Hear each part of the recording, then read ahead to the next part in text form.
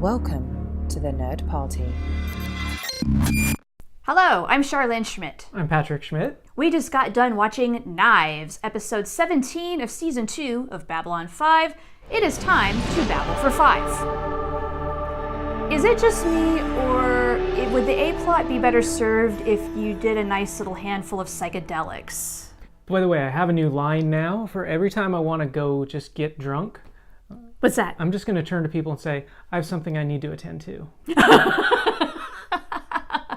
Maybe we should have broken out the brivari, and maybe that would have helped this whole thing make a little more sense, or I don't know, maybe even a little more entertaining. I just want to say this is not my favorite. Well, meanwhile, I found it kind of interesting. Cool. So, I'm glad we contrast. I think it was interesting that they found a kind of new life form, whatever it may be. I was kind of like Franklin there at the end. Hey, this is pretty exciting. This is kind of cool. I was just going to say, you sound like Dr. Franklin here. Yeah. Obviously, I think there's some holes in this story, but at the same time, it was kind of interesting to see just how diverse life might be. The fact that they were able to acknowledge that and do something with it, I think was pretty cool. It always raises that question, though. Is it going to go anywhere? Does this mean anything? And speaking of mysteries, which Sheridan loves apparently exploring on his own, I was really kind of hoping the first time I watched this that, is there some sort of tie to Babylon 4 in all of this?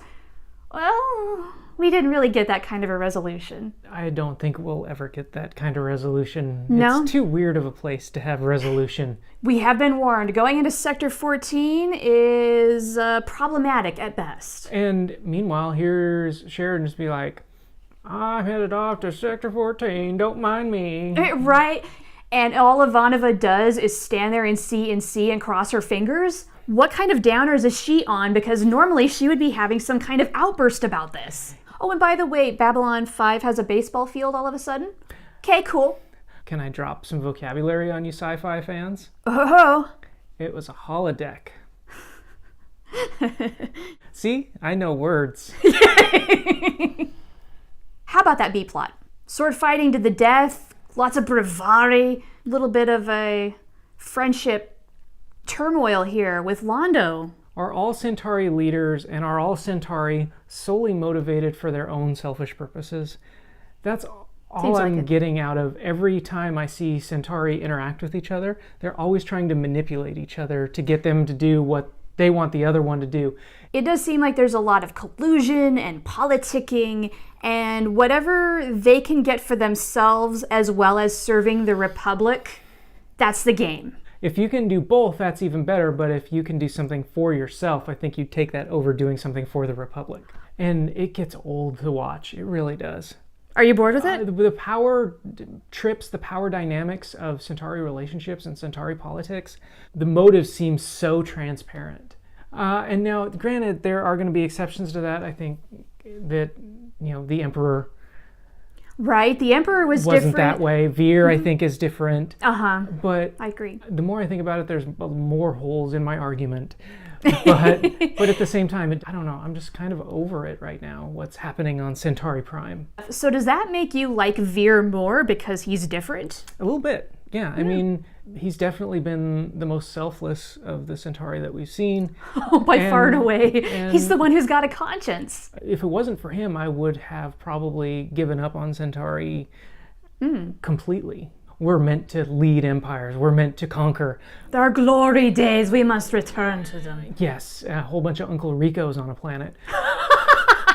How long is Veer going to be the voice of conscience and be ignored over and over and over again? And we still see Veer caught between his own loyalty to Londo and their friendship, because they do have one. One of my favorite things in this episode is the two of them singing opera at the very beginning. That's a great moment before it all goes crazy. But even then, even that relationship is one-sided, and I saw it in multiple points in this episode where Veer gets left out.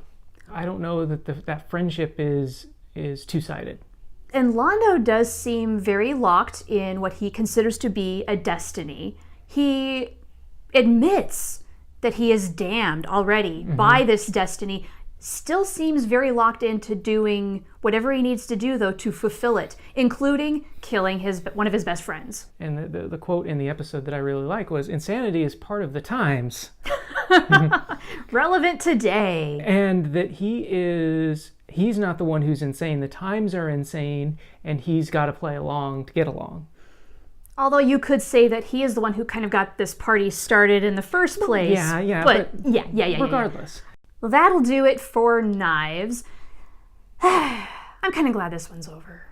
I'm kind of glad that this one happened so we can see more things moving forward.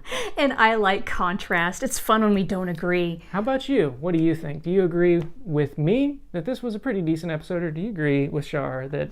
Give me some acid. Yeah. Please. Yeah. Or something. Let us know, leave a comment, and tell us what you think of this episode. Tell us what you think of all of Babylon 5 up to this point. Don't spoil it for me, because I haven't seen anything else ahead of this. Like, subscribe, and thank you for all of you who have subscribed. Our numbers are much better than they were when we started, and that's awesome, and we appreciate it. Yeah, we're getting bigger and better in Season 2, and we thank all of you in our community who are there commenting and supporting us and spreading the good word on our behalf. We really appreciate all that you do for us. Thanks so much.